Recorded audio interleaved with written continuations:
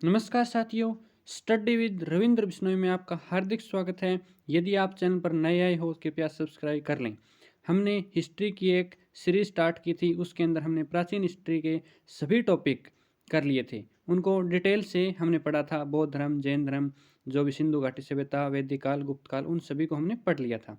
उसके बाद हमने भारत पर मुस्लिमों के आक्रमण देखे थे। उस आक्रमण के वजूद भारत में दिल्ली सल्तनत का राज चला लगभग 500 सालों तक, तो उसको भी हमने बहुत डिटेल से पढ़ लिया था। तो दिल्ली सल्तनत का खात्मा कैसे होता है? दिल्ली सल्तनत का खात्मा होता है बाबर से। बाबर है, उसने यहाँ आकर आक्रमण किया और दिल्ली सल्तनत को ख़त्म कर दिया। तो उसके बाद है मुगल काल। तो आज हम मुगल काल को पढ़ेंगे। मुगल काल में हमने दिल्ली सल्तनत के ख़त्म होने से लेकर जब तक अंग्रेज़ भारत में है, अंग्रेज़ों का पूरा प्रभुत्व भारत में 1857 के बाद हुआ। तो जब से बाबर आया तब से लेकर जब तक अंग्रेज़ नहीं आए तब तक हमारे पर मुगल काल का प्रभुत्व रहा। तो उसके सभी जो राजा हैं उनको आज हम वन बाय वन डिस्कस करें। आइए देखते हैं आज की क्लास में वेरी इंपॉर्टेंट क्वेश्चन। ये देखिए, मुगल काल को हम दो भागों में बढ़ते हैं, 1526 से 1707 और 1707 से 1857। ये दो भागों में क्यों बांटा है हमने? ये तो मजबूत मुगल हैं और ये उत्तरवादी है, ये कमज़ोर मुगल हैं। मतलब जब से औरंगजेब की डेथ हुई है उसके बाद से मुगलों का प्रभुत्व समाप्त हो गया, और जो दक्षिणी भारत के मराठे और राजा थे, पेशवा थे, उन्होंने मुगलों पर अपना राज कर लिया। लेकिन जो मुगल है वो चलते रहे 1857 तक। लेकिन 1857 की क्रांति में बहादुर शाह जो जफर था उसको अंग्रेजों ने बिल्कुल समाप्त कर दिया और भारत में मुगल राज का खात्मा हो गया। तो आइए आज हम इसको कंप्लीट पढ़ते हैं। जब लोधी वंश के अंतिम शासक इब्राहिम लोधी ने भारत के अंदर उत्पाद मचा रखा था, मतलब ये घटना कब की है? जब अंतिम शासक, दिल्ली सल्तनत के अंतिम शासक लोधी वंश अंतिम में वंश था और उसके अंतिम शासक इब्राहिम लोधी थे। तो इसने भारत में उत्पाद मचा रखा था। तब मेवाड़ के शासक राणा सांगा ने, तो यह क्वेश्चन एग्जाम में आया हुआ है कि बाबर किसके कहने पर भारत आया? तो ये मेवाड़ के शासक राणा सांगा के कहने पर भारत आया। तो तब मेवाड़ के शासक राणा सांगा ने अफगानिस्तान के सरदार बाबर को भारत में बुलाया और भारत पहुंचकर बाबर ने मुगल साम्राज्य की स्थापना की। तो ये प्रोसेस इससे हुआ कि मेवाड़ के शासक राणा सांगा ने बुलाया था। क्यों बुलाया था? क्योंकि जो इब्राहिम लोधी है उसने भारत में उत्पाद मचा रखा था, उसने अपनी मनमर्जी स्टार्ट कर दी थी, तो इसलिए बाबर को बुलाया गया। तो मुगल काल की राजभाषा क्या थी? फारसी थी। यह क्वेश्चन भी वेरी वेरी इंपॉर्टेंट है कि मुगल काल जो भारत में 1526 से 1857 तक रहा उसकी भाषा क्या थी? तो उसकी भाषा फारसी थी। तो बाबर है, उसने 4 साल आया था और 4 साल में 4 युद्ध लड़े थे। उसका टाइम पीरियड ज़्यादा लंबा नहीं है, लेकिन इससे क्वेश्चन आने की बहुत संभावना है। तो इसका टाइम पीरियड आप ध्यान रखिएगा, 1526 से 1530 तक। भारत आने से पहले बाबर अफगानिस्तान के फरगना नामक इलाके का सरदार था। तो भारत आने से पहले बाबर कहाँ का राजा था? फरगना का। तो फरगना कहाँ पर है? अफगानिस्तान में। भारत आने के बाद उसने लगातार 4 युद्ध लड़े और इन चारों युद्धों में विजय हुआ। मतलब 4 साल ही भारत में राज किया और 4 ही युद्ध लड़े।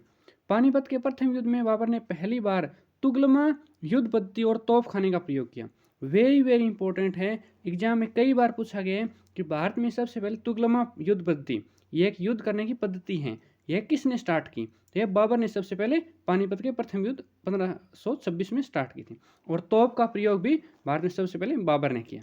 तो बाबर अफगानिस्तान से एक छोटी सी सेना के सहारे भारत में युद्ध जीत गया, क्योंकि उसकी तुगलमा युद्ध पद्धति और उसके पास तोप थी। उस्ताद अली और मुस्तफ़ा बाबर के दो प्रसिद्ध निशानेबाज तोपची थे। मतलब जो तोप थी उसको चलाने वाले कौन थे? उस्ताद अली और मुस्तफ़ा बाब। तो ये मुस्तफ़ा और उस्ताद अली दोनों बाबर के तोपची थे, तो इनको भी आप ध्यान रखिएगा। युद्ध के नाम वेरी वेरी इंपॉर्टेंट, सभी युद्धों को आपको ध्यान रखना है। एग्जाम में किसी भी युद्ध से कोई भी क्वेश्चन आ सकता है, लेकिन इस सभी युद्धों में एक आपको आसानी होगी कि सभी युद्धों में जीत बाबर की हुई थी। ये जीत आपको याद नहीं रखनी किसकी हुई, हमेशा ही बाबर की हुई। 1526 में पानीपत का प्रथम युद्ध इब्राहिम लोदी और बाबर के बीच में, इसमें बाबर विजयी हुआ। दूसरा 1527 में खानवा का युद्ध, इसमें बाबर और राणा सांगा के बीच में, इसमें भी बाबर विजयी हुआ। और अगला युद्ध है चंदेरी का युद्ध। तो चंदेरी का युद्ध बाबर और मेदनी राय के बीच में हुआ, इसमें भी बाबर विजयी हुआ। उसके बाद है घाघरा का युद्ध, तो यह कब हुआ? 1529 में, इसमें भी बाबर विजयी हुआ, बाबर और अफगानों के बीच में। तो इन सभी को आपको ध्यान रखना है। 1526 में पानीपत का पहला युद्ध बाबर और इब्राहिम लोदी, 1527 में खानवा का युद्ध बाबर और राणा सांगा, 1528 में चंदेरी का युद्ध बाबर और मेदनी राय, 1529 में घाघरा का युद्ध बाबर और अफगानों के बीच में। इसके बाद देखिए इंपॉर्टेंट जो फैक्ट्स हैं उनको। खानवा युद्ध में विजय प्राप्त करने के बाद बाबर को गाजी की उपाधि धारण कर ली। तो गाजी की उपाधि कब मिली? खानवा के युद्ध के बाद बाबर को मिली थी। दानवीरता के कारण बाबर को कलंदर की उपाधि से भी नवाजा गया। मतलब कलंदर की उपाधि भी बाबर ने दानवीरता के कारण ग्रहण की थी और गाजी की उपाधि वो खानवा के युद्ध के बाद ग्रहण थी। इसकी आत्मकथा का नाम बाबरनामा है तुर्की भाषा में। यह वेरी इंपॉर्टेंट है। बाबरनामा तो सभी को पता है, लेकिन इसकी भाषा एग्जाम में अक्सर पूछ ली जाती है कि बाबरनामा की भाषा क्या है। इसकी भाषा तुर्की है, लेकिन जो मुगल हैं उनकी भाषा क्या थी? फारसी। मतलब जो टोटल इनका टाइम पीरियड चला 1526 से, उसकी 1526 से 1857 तक, उसकी जो टोटल भाषा पूछी जाए तो वह फारसी है। लेकिन जो बाबर की आत्मकथा है उसकी भाषा तुर्की है। यह क्वेश्चन आपको जरूर ध्यान रखना है, ये इससे क्वेश्चन आता है। इसके बाद जो भी आत्मकथाएं आएंगी उनकी भाषा फारसी होगी, लेकिन बाबर पहला था तो उसकी भाषा तुर्की थी। तो इसका अनुवाद फारसी में अब्दुल रहीम खाने खाना ने किया। तो इसका जो अनुवाद है वो बाद में अब्दुल रहीम खाने खाना के द्वारा किया गया।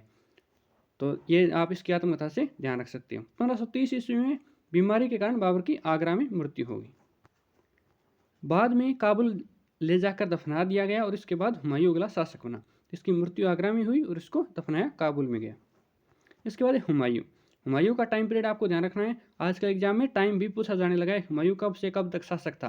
तो 1530 से 1556 तक। हुमायूं के शासनकाल में शेर शाह सूरी, शक, अफगान इत्यादि लोगों ने आक्रमण किया। वैसे तो जो उसका शासनकाल है वह बीच में 10 सालों का गैप भी है, लेकिन इसको आप जब भी मैं आगे बताऊंगा आपको कि इसमें गैप कैसे है। यह 2 बार शासक बना था, एक बार 1530 से 45 तक और उसके बाद 45 से 55 तक गैप था और उसके बाद दोबारा आया। तो चौसा का युद्ध हुआ 1539 में ईस्वी में शेर खान और हुमायूं के बीच में। चौसा का युद्ध 1539 में शेर खान और हुमायूं के बीच में। इस युद्ध में शेर खान विजयी रहा और इस युद्ध के बाद शेर खान ने उपाधि शेर शाह की उपाधि धारण कर ली। तो शेर शाह है तो शेर खान है, वही शेर शाह सूरी बनेगा। बिलग्राम या कन्नौज का युद्ध यह 17 मई 1540 ईस्वी को शेर खान हुमायूं के बीच में हुआ। इस युद्ध में हुमायूं पराजित हुआ और शेर खान ने आसानी से आगरा और दिल्ली पर कब्जा कर लिया। बिलग्राम के युद्ध के बाद हुमायूं सिंध चला गया और 15 वर्षों तक वहाँ जीवन व्यतीत किया। इसको आप पूरा डिटेल पढ़िए। 1530 से 40 तक शासन किया, फिर 40 से लेकर 55 तक 1555 तक इसने 15 साल है वह भारत से गायब रहा और उसके बाद 1555 में वापस आकर से राजा बना, लेकिन 1556 में इसकी डेथ हो गई। तो उसके बाद 1 साल का शासक बना। इसका टोटल जो टाइम पीरियड है वह 2 अलग अलग भागों में बंटा हुआ है। तो इसको आप ध्यान रखिएगा। 2 युद्ध है ये। एक युद्ध है चौसा का युद्ध, यह 1539 में हुआ। इसमें भी शेर खान जीता लेकिन हुमायूं यहीं रहा। लेकिन उसके बाद शेर खान दोबारा युद्ध करने आया और बिलग्राम के युद्ध में 17 मई 1540 को शेर खान ने हुमायूं को पराजित कर दिया और यहाँ से खदेड़ दिया। तो उसके बाद हुमायूं को भारत छोड़ना पड़ा। और तो 1540 का बिलग्राम का युद्ध है। उसके बाद हुमायूं 15 सालों तक सिंध में रहा।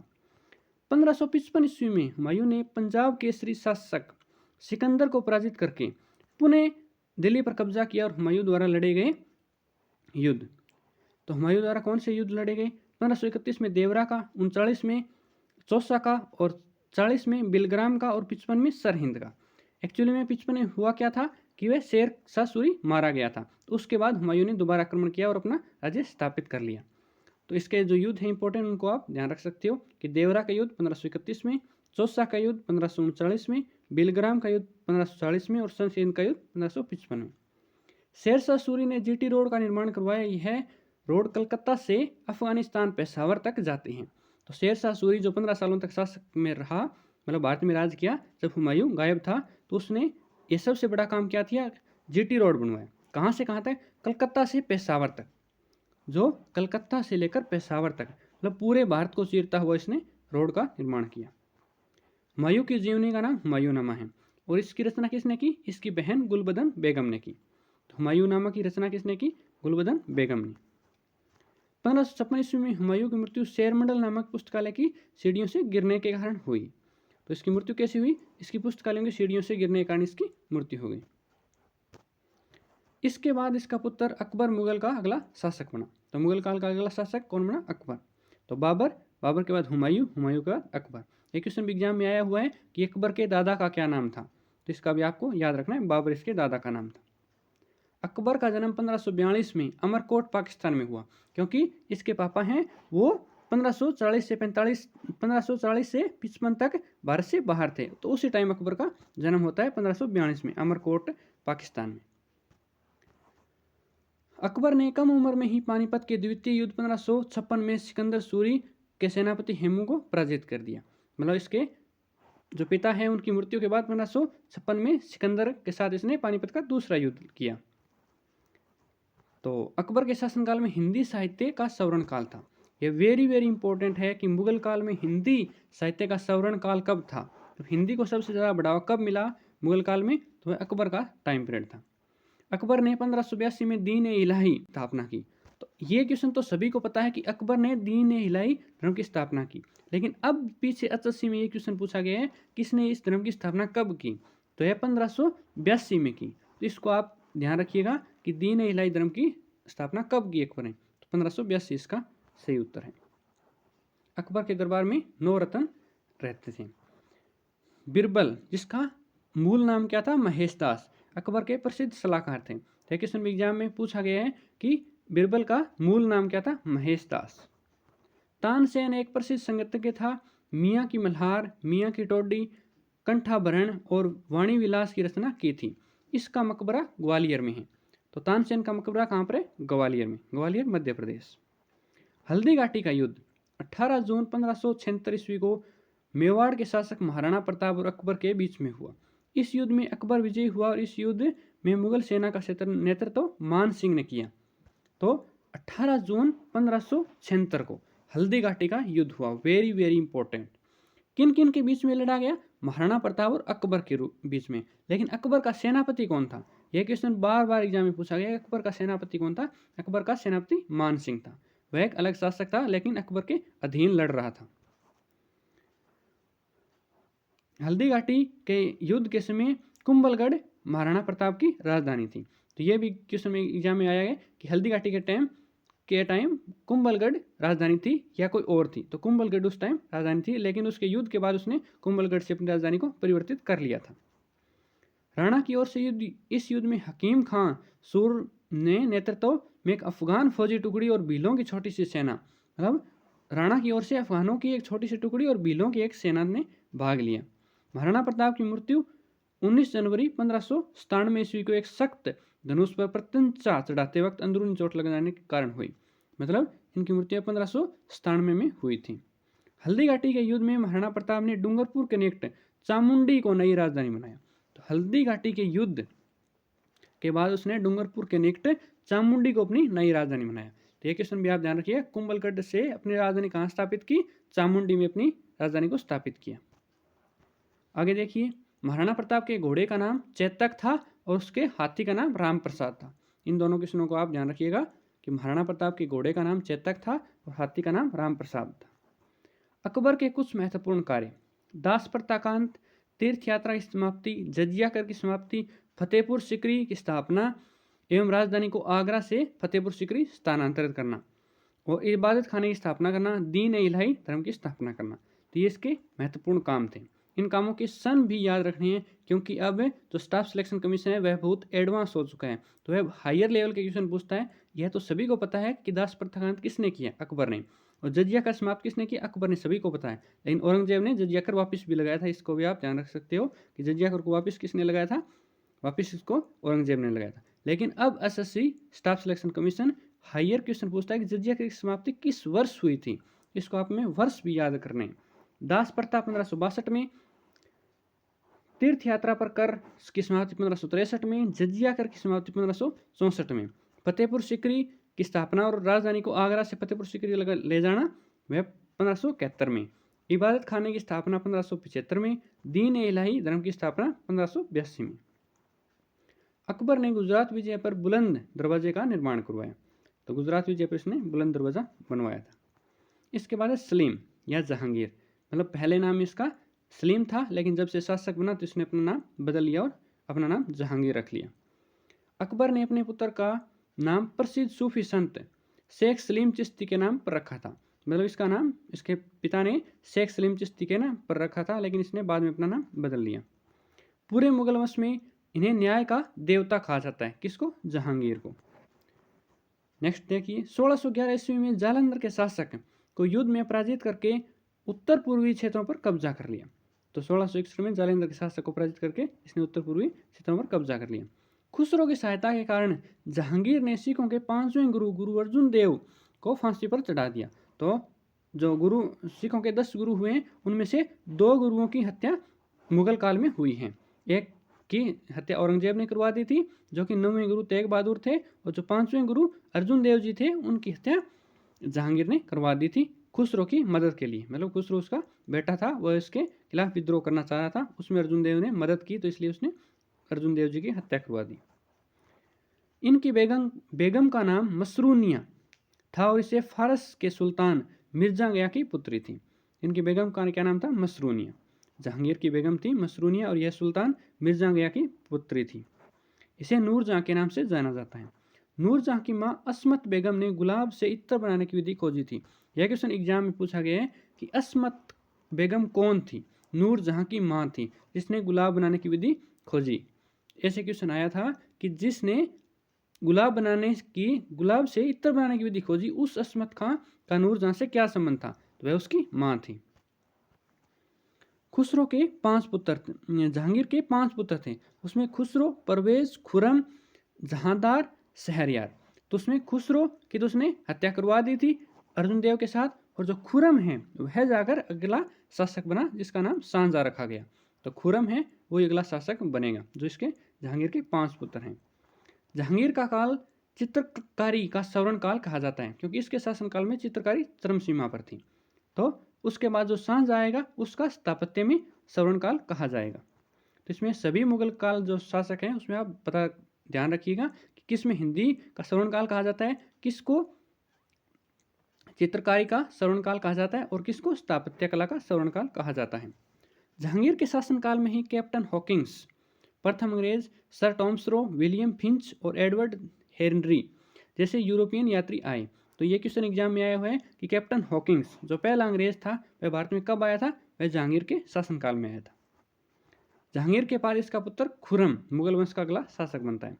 तो खुरम जो कि सांजा के नाम से गद्दी पर बैठा था, उसका टाइम पीरियड कितना है? 1627 से 1657 तक। सांजा का वास्तविक नाम खुरम था। इसके शासनकाल को स्थापत्य कला का स्वर्ण काल कहा जाता है। वेरी वेरी इंपॉर्टेंट है कि स्थापत्य कला मतलब सबसे ज़्यादा जो आर्किटेक्चर के काम है वह सांजा के काल में हुए हैं, क्योंकि इसके शासनकाल में दिल्ली का लाल किला, दिल्ली की जामा मस्जिद, मयूर सिंहासन, आगरा का ताजमहल इसके शासनकाल में बनवाए गए हैं। ताजमहल बनवाने वाला मुख्य कलाकार उस्ताद अहमद लाहौरी और मयूर सिंहासन बनाने वाला मुख्य कलाकार बदल खां था। तो ये बादल खां और अहमद लाहौरी, इन दोनों का आप ध्यान रखिएगा कि ताजमहल बनाने वाले कौन थे? अहमद लाहौरी, और सिंहासन जो मयूर सिंहासन है जो नादिर शाह लूट कर ले गया था उसको बनाने वाला बादल खां है। इसके बाद आगे देखिए, इस मयूर सिंहासन पर सबसे पहली बार सांजा और अंतिम बार मोहम्मद शाह रंगीला बैठा। सबसे पहले शासक इस सिंहासन पर कौन बैठा? सांजा, क्योंकि इसने बनवाया था। और मोहम्मद शाह रंगीला आखिर कैसे बैठा? उसके बाद नादिर शाह इसको लूट कर भारत से ले गया, क्योंकि इसके शासनकाल में फारस का जो लुटेरा है नादिर शाह ने मयूर सिंहासन को लूट लिया। सांजा की बेगम का नाम अर्जुमंद बानो बेगम था। तो सांजा की बेगम कौन थी? अर्जुमंद बानो बेगम। इस सांजा ने मलिकाए जामिनी की उपाधि धारण की और मुमताज के नाम से जानी गई। मतलब मुमताज तो इसका एक उपनाम था। और 7 जून 1631 को प्रसव पीड़ा के कारण इसकी मृत्यु हो गई। मतलब एक बच्चे को जन्म देते वक्त मुमताज की मृत्यु हो गई। सांजा की 7 संतानें थी और इन संतानों में सबसे प्रिय संतान दारा शिकोह और औरंगजेब थे। फिर उनके बीच में युद्ध हुआ और औरंगजेब ने दारा शिकोह को हराकर आगे का शासक बना। उत्तराधिकारी में औरंगजेब ने अपने सगे भाई दारा शिकोह को युद्ध में पराजित करके मुगल वंश का अगला शासक बन गया।